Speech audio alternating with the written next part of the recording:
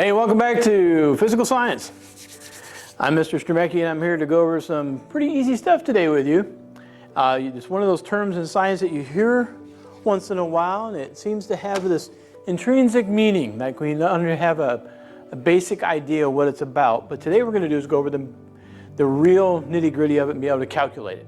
Okay? And the key word today is momentum. This is module number 12.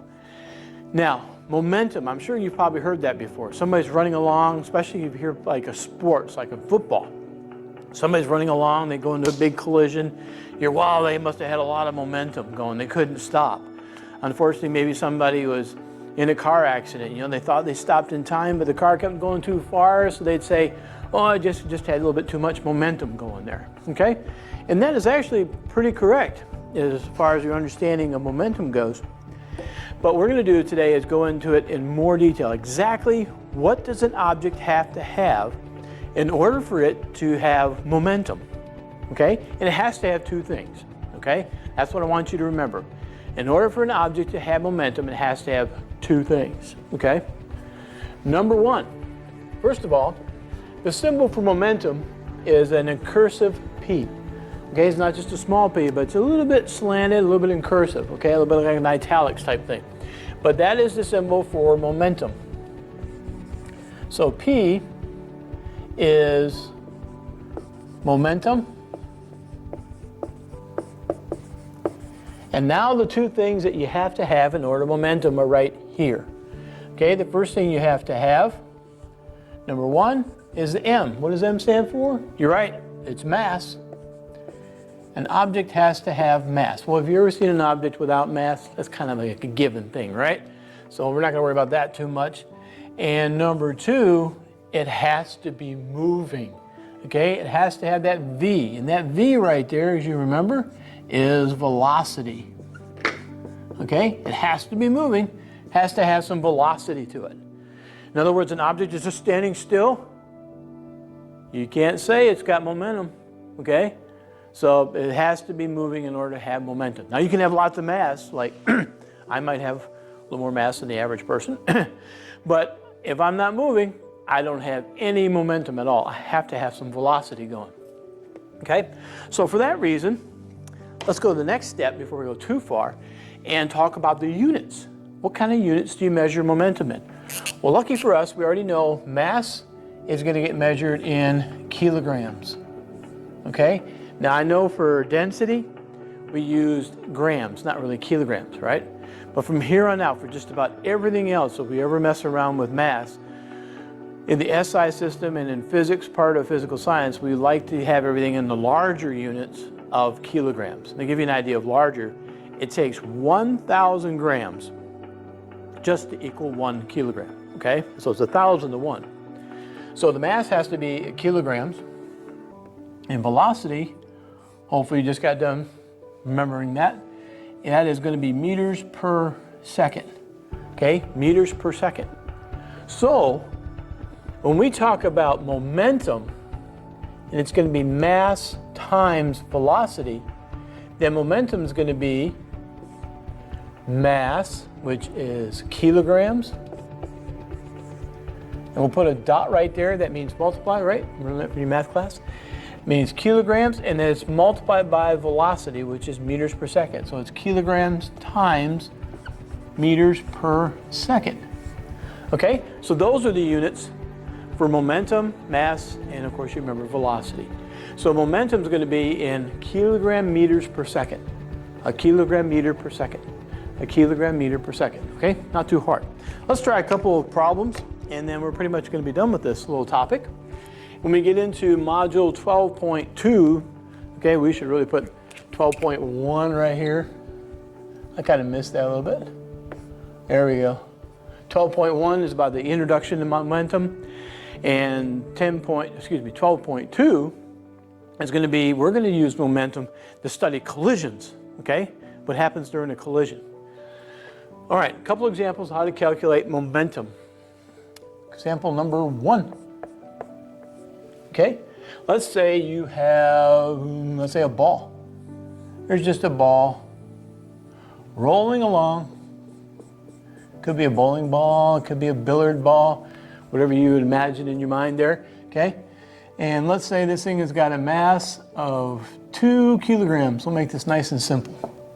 And it's moving along with a velocity of 10 meters per second. It's really cooking along pretty good. 10 meters per second, that's 10 meter sticks per second. That's moving along pretty good, okay? So to calculate momentum, we just take mass times velocity, okay? Now remember, I keep seeing this on your homework, and it's something you gotta fix now, okay? Trust me, there's a reason to my madness. Please, please, please, and there's points attached to it. Every time you do a calculation in here, you always show me 5 things. Well, there's 4 things to show. The 5th one is an effort. Number 1, always write down the formula that you used, okay? The next thing, you plug the numbers in the right spot, okay? So what's the mass of the ball? The mass is 2 kilograms. 2 multiplied by the velocity. The velocity was 10. Wow, this is a lot easier than acceleration, isn't it? So to calculate momentum, we're just going to take 2 times 10. So that's going to be 20. Now we're almost done. What's point number 4? Remember, you get 5 points. This is 1 point.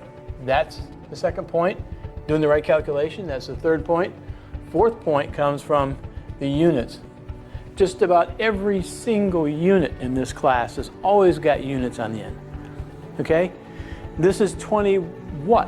What's the units? 20 eyeballs, 20 belly buttons? What are you talking about? Okay, there's always units on the end of this thing. And remember, the units for momentum is going to be a kilogram meter per second. Okay, we'll even do that in blue just so you can see and remember. Don't forget those units. It's a kilogram meter per second. Okay, that's my answer. If you think that was easy, raise your hand. Yes, look at all those hands out there. Yes, good. Good deal. That is easy. Momentum is a pretty easy subject to study. Okay? Let's try a couple more just so you got an idea. Because of course we could just ask you to calculate momentum, or we could give you the momentum and ask you to calculate the mass. We could give you the momentum and the mass, ask you to calculate the velocity. So I'm going to show you those other ones just so you understand the math involved. And then we'll be done. Okay, this is a really nice quick lesson. Shouldn't be too difficult. Here we go. Question number 2. And maybe what I should do, instead of just throwing the numbers up there, let's write out a problem like you're actually going to see in your homework, right? So let's say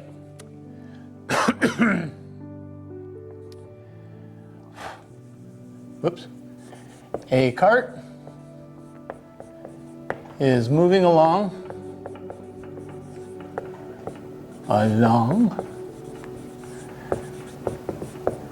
with a that sounds like one word, with a momentum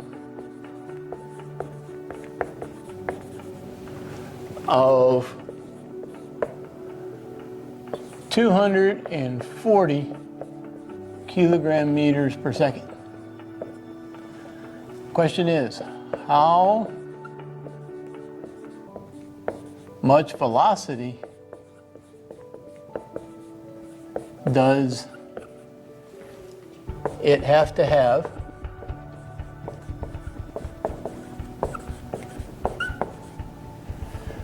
if its mass is 60 kilograms? Okay, there we go. There's a nice problem. A cart is moving along with a momentum of 240 kilogram meters per second. How much velocity does it have to have if its mass is 60 kilograms? So in other words, we got this 60 kilogram cart moving along. How fast do we have to get this thing to move so that its momentum goes all the way up to 240? Okay? So let's take a look at that. Now, a couple of things. If you're one of those kind of people that has a hard time looking at the problem and know which formula to use, I'm going to show you this technique. Here we go. I go in and I circle my numbers. Here we go. 240. There's a 60 over here. And now what I'm going to do is I'm going to mark in what it is. 240 what? A kilogram meter per second. What the heck is a kilogram meter per second? Well, according to my handy dandy chart over here, a kilogram meter per second is momentum. That's P. Okay, so I'm going to put a little p right here. That didn't sound very nice. I'm sorry about that. I'm going to put a lowercase p right there to stand for momentum. Now let's look at the other number. 60 what? 60 kilograms. What's kilograms? Well, kilograms is mass. So that's M, right? So I'm going to put a little M right here. M. Now, what in the world are they looking for? How much velocity? So they're looking for V right there. Okay? So, I know which formula to use now. I'm going to be using my momentum formula because there's a P, an M, and a V. So P is equal to M times V. Now you plug in the numbers. Do you know what P is? Again, that's a very appropriate question. Do you know what the letter P stands for? Yes, P is 240. So you put the 240 right here where the P is. How about the mass? Do you know what the mass is? Yes, over there mass is 60. How about V? Do you know what V is? No, I don't know. That's what they asked me to go find. So I just leave V right there. So now you just do your algebra. 60 times what is equal to 240? Now some of you can just do that in your head, which is great, it's beautiful. But there's nothing wrong with practicing your math and your algebra a little bit.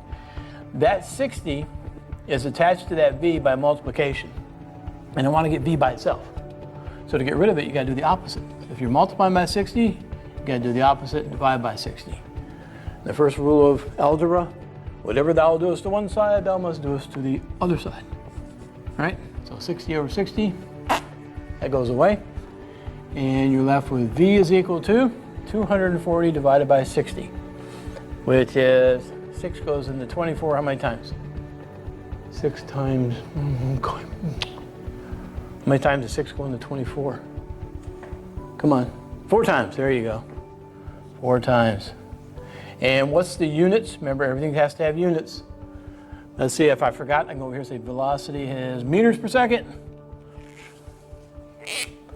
So this is going to be 4 meters per second. Slicker and snot, right? Pretty easy stuff. Not too bad. All right, one more example. And then you can tackle the worksheet. All right, number 3.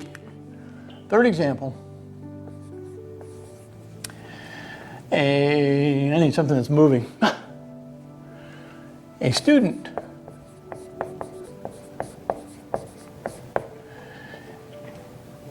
is moving downfield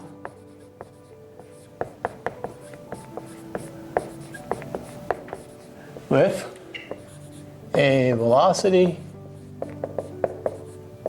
of 8 meters per second.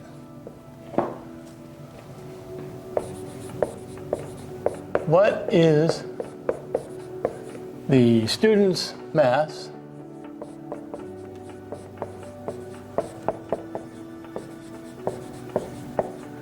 if they have a momentum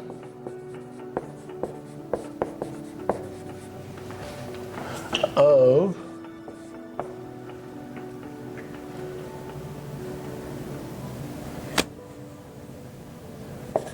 720 kilogram meters per second. Here we go. All right, again, for the benefit of those of you who struggle a little bit with the math, especially word problems. All right, so go find my numbers. 8, 720. Now, go look at those units, see what they are. Here's a meter per second. Meters per second is velocity, that's V. So I'm gonna put me a little V right there. This number is kilogram meters per second. A kilogram meter per second is momentum, that's P. So I'm gonna put the little letter P right there. And what are they looking for? There goes the cap. What are they looking for? What is the student's mass? They're looking for M. Okay, so they're looking for M.